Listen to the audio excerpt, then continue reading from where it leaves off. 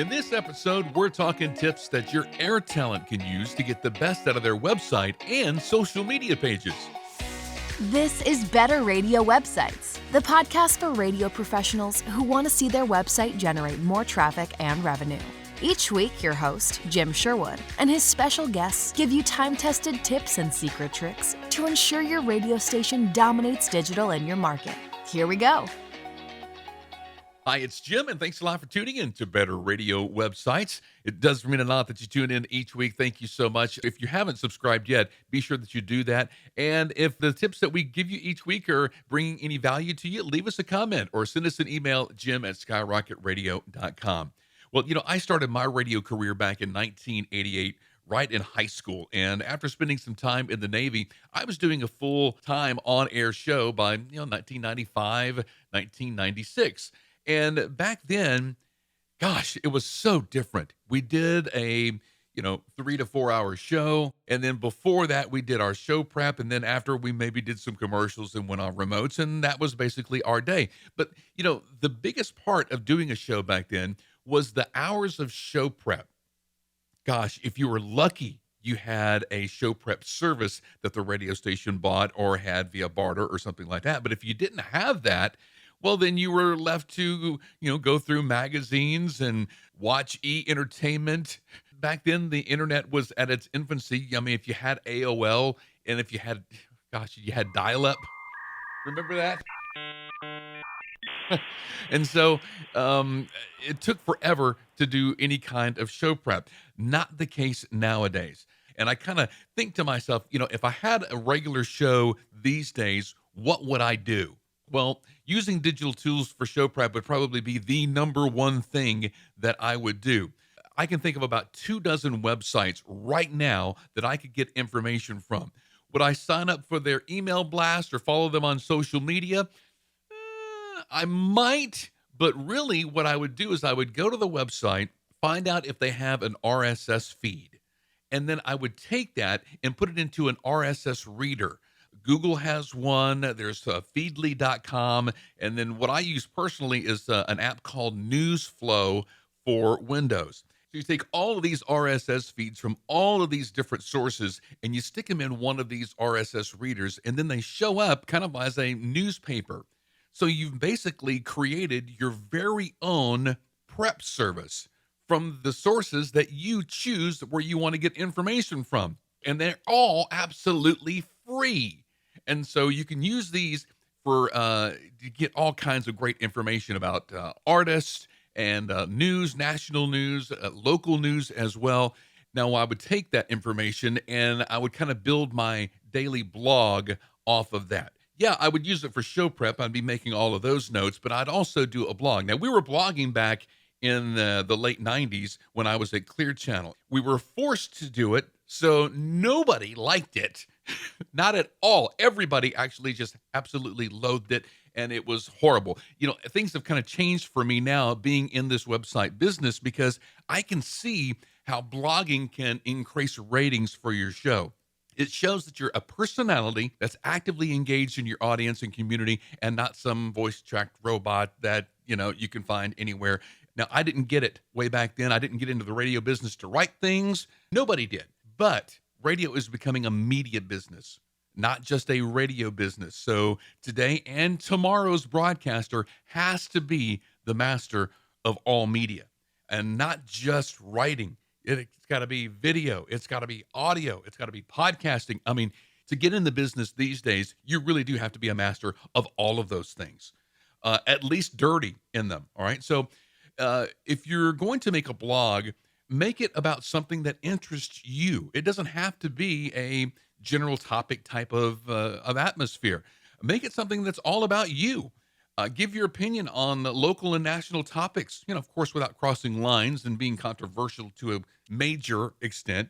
Become the go-to person for something like maybe local restaurants in your area, pet adoptions, movies, local music. I mean, there are things that probably interest you that maybe is not being totally fulfilled on the website. I mean, your audience, you've built this personality on air, extend that personality online. Now, management will more than likely get behind you if your blog is doing very, very well. open that conversation with them and ask them if there are any incentives being offered for overperforming blog pages and page sponsorships. Because when your blog does better, they make more money. And I think you should see a little bit of a return on that if you're going to put so much effort into it. Now, we've written several articles on getting started in blogging and the importance of radio personality blogging. Look under resources at skyrocketradio.com or click on the links in the show notes. Another thing that I would probably do different nowadays than I did way back in the day is I would post to social media channels daily. Well, that would be very different because we didn't have social media channels way back in the day. Social media posting has become a part of the on-air personality job description now, and deservedly so. It's just one of those things that you're going to have in your arsenal to get your show out there because, nobody else is going to promote you or your show. Social media is marketing, so you should want to promote your show as much as you do. A colleague of mine way back in the day says, hey, every time I open up the microphone, I'm going to say my name because I'm marketing me. I am getting my name out there, and nobody else is going to do that. And that's true. So kind of use social media as a way to market your show and market your blog or your show page as well. And we preach this: never post something on social media for it to stay and live on social media. Always post it to your website first and then use social media to drive traffic back to that page. All right. So be sure that you do that. We preach that it doesn't make sense just to post things on social media because that's just making the Mark Zuckerbergs and those other people a lot more money. Drive that traffic back to your website where you can reap the benefits of that.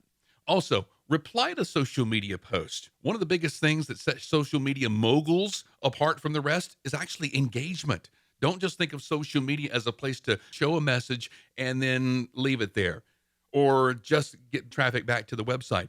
The key to social media is engaging those followers. So if they do comment on social media, be sure that you're looking for that and then, saying thanks for a follow or thanks for a retweet or actually agreeing or disagreeing, and open and keep that conversation on social media, just like picking up the request line. You're not going to just leave the phone and never answer it while you're on the air. So if somebody leaves a comment on social media, be sure that you engage with them.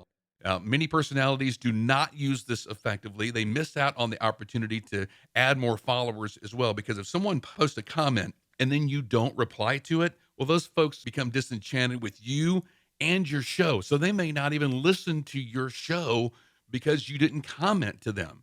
People are like that. So, just keep that kind of thing in mind as you're posting to social media, because you definitely want to engage those followers.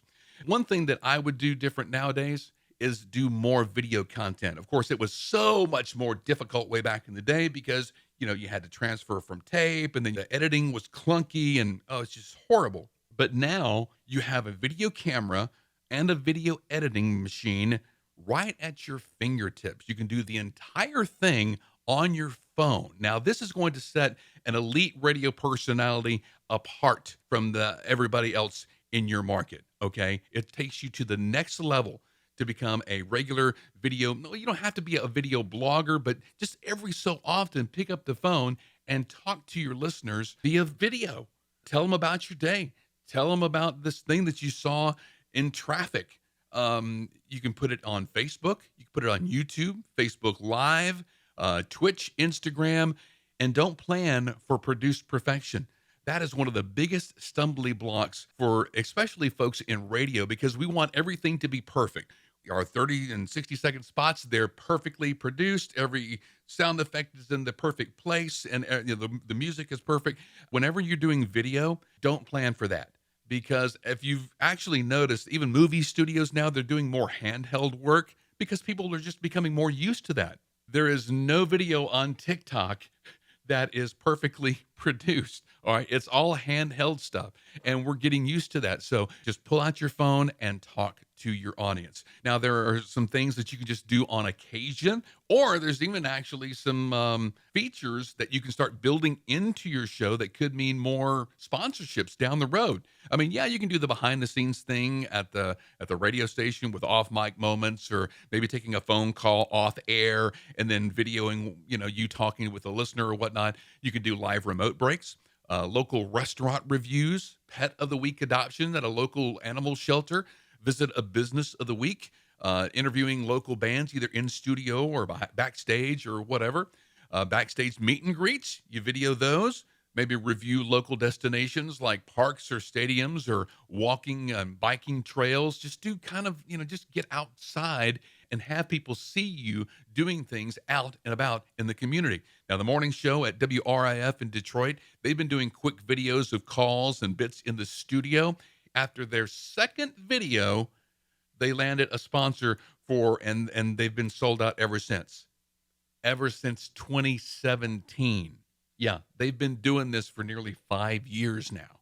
And so it's been huge for them. So test out content, see what works best for your audience, and keep doing more of that. If you upload a new video to YouTube, do not share the YouTube link on social media. Post the YouTube video on your web page, and then on social media, drive traffic to the web page to see it. If they choose to open it up in YouTube once they get there, that's them, but you've already got the click back to your page. When I say that we preach using social to drive traffic to the website, we absolutely mean that, all right? So do everything that you can to lead visitors back to the website first. So we've given you 5 ways here using digital tools for show prep, blogging, post to social media channels daily or weekly, just as often as you can. Reply to social media comments if you get them, and use video content as much as you can. Now, it's best if you can use these all in conjunction with each other. Use those RSS feeds. Grab something to blog about. Include a video. Send notices to social media with links back to the blog. And if you get some feedback, then reply to them. The more times that you can do this, the better. And the quicker that you will get at it. Because if you can set up notices on your phone that somebody's replied, you can do that quickly on your phone.